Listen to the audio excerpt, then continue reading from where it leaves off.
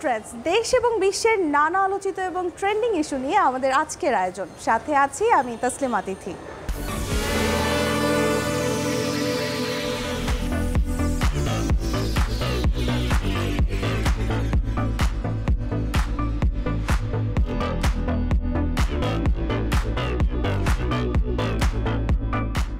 দর্শক, স্বর্ণ কিন্তু শুধু একটি ধাতু নয়, এটি মানব সভ্যতার একটি অংশ।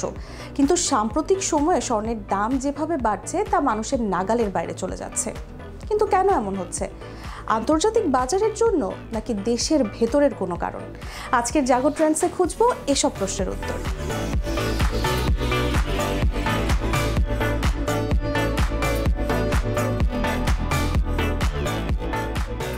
বর্তমান পৃথিবীতে স্বর্ণ হলো গহনার কাঁচামাল, খেলাধুলায় গোল্ড মেডেল কিংবা স্বর্ণের ট্রফি, সর্বোচ্চ সম্মানের প্রতীক। তবে স্বর্ণ শুধু সাজসজ্জা কিংবা সম্মানের প্রতীক নয়, প্রতিটি দেশের অর্থনীতির সঙ্গে স্বর্ণের সম্পর্ক গুরুত্বপূর্ণ। তবে এবার এই স্বর্ণের বিশ্ববাজারে দাম কমার কোনো সম্ভাবনা দেখা যাচ্ছে না। প্রায় প্রতিদিন স্বর্ণের দাম বেড়েই চলেছে। বর্তমানে অতীতের সব রেকর্ড ভেঙে আকাশ ছোঁয়া দামে বিক্রি হচ্ছে মূল্যবান এই ধাতুটি। বিশ্ববাজারে স্বর্ণের দামের ঊর্ধ্বগতির সঙ্গে পাল্লা দিয়ে বাড়ছে স্থানীয় বাজারের দাম। আমার বিয়ে হয়েছিল 2020-এ, তখন গোল্ডের ভরি ছিল মেবি 68 to 70-র মতো। এখন অলমোস্ট দেখা যায় যেটা 3 গুণ, মানে এটা অনেক বেশি বেড়ে গেছে। মানে আমি আমার এঙ্গেজমেন্টের রিং কিনতে আসছিলাম এখানে 60,000 কি 70,000-তে আমি কিনেছিলাম। এখন দেখি আমি মানে ওই অ্যামাউন্টের মধ্যে অ্যানিভার্সারি রিং কিনতে আসছি, কিন্তু তার মনে হয় হাফেরও হাফ, মানে এই অবস্থা। তো এখন বর্তমানে অনেক দাম বাড়ছে। আগে যেমন কেনা হতো লাইক 2 মাস 3 মাসের মধ্যে একটা কোনো কিছু কেনা হতো 1 ভরি, আধা ভরি অথবা আপনার 2 ভরি কাছাকাছি। এখন দেখা যায় যে কেনা হয় না, 2-3 মাসে কেনা হয়তো, এটা এখন বছর একবার কেনা হয় এই আর কি। দাম বাড়ার আগে তো আমাদের এখানে রেগুলারই মোটামুটি আপনি আসছেন ফ্রি দেখতেছেন, কিন্তু আমরা তো এরকম ফ্রি থাকতাম না, আমাদের খাওয়া দাওয়ার সময় থাকতো না। লাঞ্চের সময় দেখা গেল আমরা মাগরিবের পরে লাঞ্চ করতে হইতো, এরকম ভিড় থাকতো দাম বাড়ার আগে। এখন তো একদম ফাঁকা থাকে, আমরা মানে সারাদিন এইভাবেই বসে থাকি, কোনো কাস্টমার নাই। সামনে আমাদের বিয়ের সিজন আসতেছে, শীতের সময় একটা বিয়ের সিজন থাকে, ঈদের পরে একটা বিয়ের সিজন থাকে।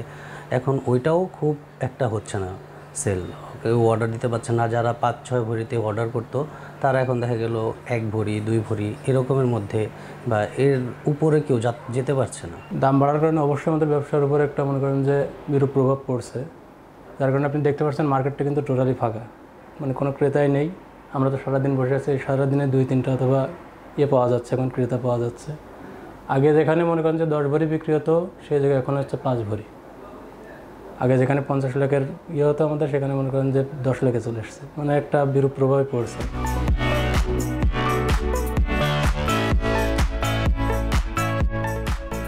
প্রশ্ন হচ্ছে, কেন এবং কী কারণে প্রতিনিয়ত বেড়ে যাচ্ছে এই স্বর্ণের দাম?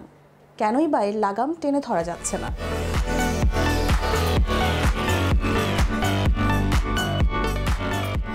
বৈশ্বিক বাজারে মূল্য বৃদ্ধি। আন্তর্জাতিক বাজারে স্বর্ণের দাম বৃদ্ধির পেছনে মূল কারণ হিসেবে কাজ করছে যুক্তরাষ্ট্রের সুদের হার কমার সম্ভাবনা, ভূ রাজনৈতিক অনিশ্চয়তা এবং বিভিন্ন দেশের কেন্দ্রীয় ব্যাংকগুলোর স্বর্ণ কেনার হিড়িক।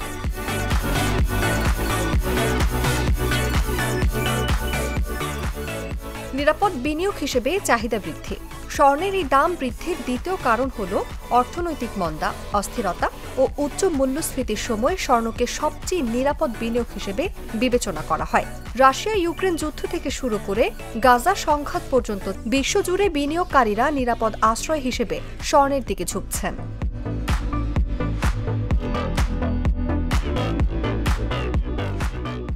কেন্দ্রীয় ব্যাংকগুলোর স্বর্ণ কেনা।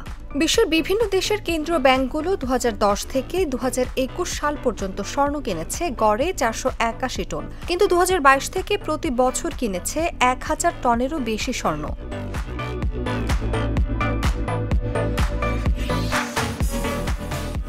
টাকার অবমূল্যায়ন। ডলারের বিপরীতে টাকার মান কমে যাওয়া দেশের বাজারে স্বর্ণের দাম বাড়িয়ে দিচ্ছে। ডলারের বিপরীতে টাকার মান কমায় বেড়েছে আমদানি খরচ।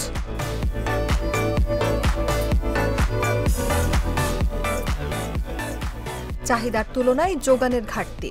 দেশের বাজারে সবসময় স্বর্ণের যোগানে থাকে সংকট। সাধারণত বাংলাদেশে শীতে বিয়ের মৌসুমে স্বর্ণের চাহিদা বাড়ে। চাহিদার তুলনায় যোগানের ঘাটতি থাকায় বৃদ্ধি পায় দাম। বাংলাদেশি স্বর্ণ ব্যবসায়ীরা বলছেন, আন্তর্জাতিক বাজারে স্বর্ণের দাম না কমলে দেশের বাজারে স্বর্ণের দাম কমার সম্ভাবনা খুবই কম। তবে এখনই স্বর্ণের দাম কমার কোনো আভাস মিলছে না।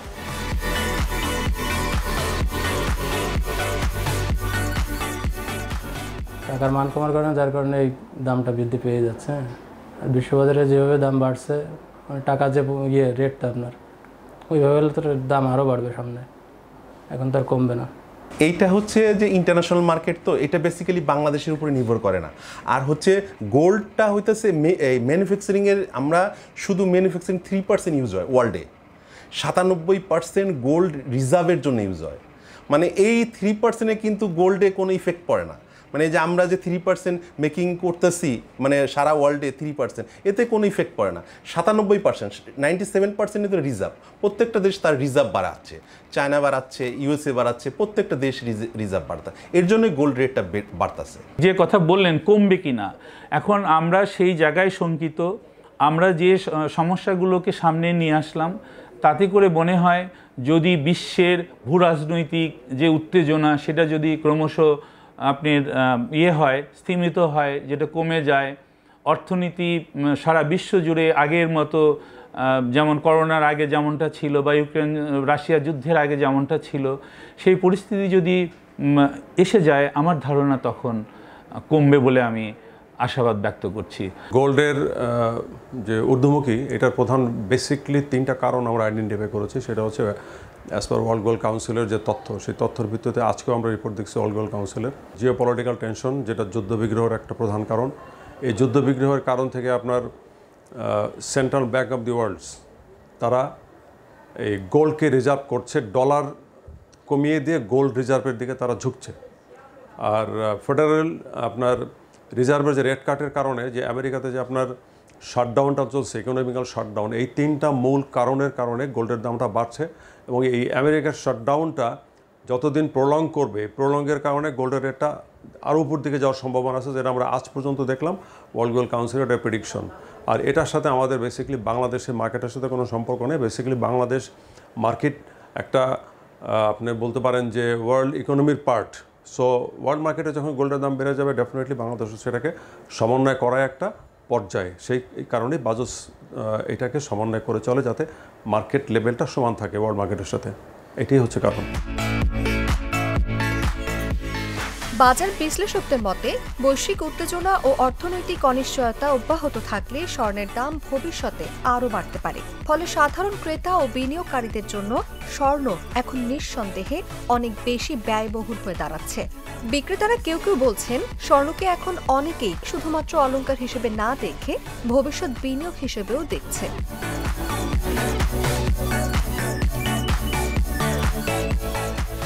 দেখুন, স্বর্ণ একটা এমন মেটাল, যে মেটালের আলটিমেটলি কোনো শেষ নেই, ক্ষয় নেই। এটা রিসাইকেলেবল অলওয়েজ। এই স্বর্ণ ছাড়া পৃথিবীতে অন্য যে মেটালগুলো আছে বা ধাতু যদি আমরা বলি, রিসাইকেল কোনোটাই করা যায় না। করা গেলেও লস আছে, কিন্তু গোল্ডে আলটিমেটলি ওইভাবে লস নাই। আমার ইনভেস্টমেন্টটা আমি কোথায় করব? গোল্ডে করব, সিলভারে করব, না আদার কোনো মেটালে করব? সেই মেটালগুলো যদি ওয়ার্ল্ড ইকোনমিক্যাল স্ট্রাকচারের সাথে টাচে থাকে, সেটার যদি ঊর্ধ্বগতি সম্ভাবনা থাকে, অবশ্যই আপনি সেখানে ইনভেস্ট করতে পারেন। This is your money. But in general যদি আমরা কথা বলি, তাহলে বলবো যে gold is the only recourse and only substitute to have a safe return value of status. আমাদের যে কাস্টমারগুলো আসতো, সেই কাস্টমার হয়তো বা দাম বাড়ার সাথে 20% কাস্টমার কমে গেছে, ঠিক আছে, কিন্তু কিছু নতুন কাস্টমার তৈরি হয়েছে। যে কি সেই সমস্ত কাস্টমারগুলো হচ্ছে যারা ফোর্স সেভিং হিসেবে রাখতেছে। আগে যেরকম ডিপিএস, এফডিআর করতো, সেই জিনিসগুলো ওনারা এফডিআর বা ডিপিএসগুলো না করে গোল্ডের মধ্যে ইনভেস্ট করতেছে। এই কাস্টমারগুলো নতুন কাস্টমার আমাদের তৈরি হয়েছে। তবে স্বর্ণের অব্যাহত এই দাম বৃদ্ধিতে বিক্রেতাদের মনে ব্যবসা নিয়ে দেখা দিয়েছে শঙ্কা। আমরা মনে করেন যে খুবই হিংসার ভিতরে আছে, শঙ্কার ভিতরে আছে। এইভাবে যদি দাম বৃদ্ধি হতে থাকে, তাহলে ব্যবসাতে এভাবে টিকে রাখা যাবে না। যদি এইভাবে দাম বাড়তেই থাকে, তাহলে দেখবেন অনেক সাধারণ ব্যবসায়ী, বিশেষ করে আমরাও আস্তে আস্তে, একটা কথা আছে না যে রাজার গোলার ধান সেটা যদি বসে খায় সেটা নিঃশেষ হয়ে যায়, ব্যাপারটা ওই রকম। আমি একটু আগে আপনাকে একটা উদাহরণ দিলাম যে আমি সারা মাসে হয়তো 40-50 ভরি সোনা বিক্রি করে সেই যে টাকাটা আমি হচ্ছে 1 মাস পরে সেই যখন আমি গহনাটা কিনছি, সেটার যে 40 ভরি বিক্রি করলাম ওই টাকায় আমি তখন 35 ভরি গোল্ড কিনতে পারছি। তার মানে কি, আমার মজুদ থেকে আমার 5 ভরি সোনা আমি কম পেলাম। তো যখন এই চ্যালেঞ্জের মুখে ধরেন আরও ছোট ব্যবসায়ীরা আছে বা আরও যারা সাধারণ ব্যবসায়ীরা আছে, তারা তো এই পরিস্থিতি যদি উন্নতি না হয়, তারা তো হাত গুটিয়ে তো পরে তো তাদেরকে ব্যবসা থেকে অন্য মানে পদ তাদেরকে নিতে হবে।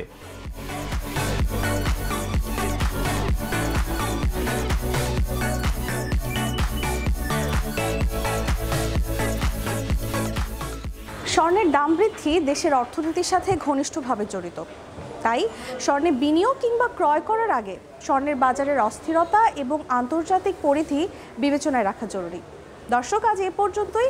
পরবর্তী পর্বে আবারও হাজির হব নতুন কোনো ট্রেন্ডিং ইস্যু নিয়ে। ততদিন সবাই ভালো থাকবেন, সুস্থ থাকবেন এবং জাগো নিউজের সঙ্গেই থাকবেন। ধন্যবাদ।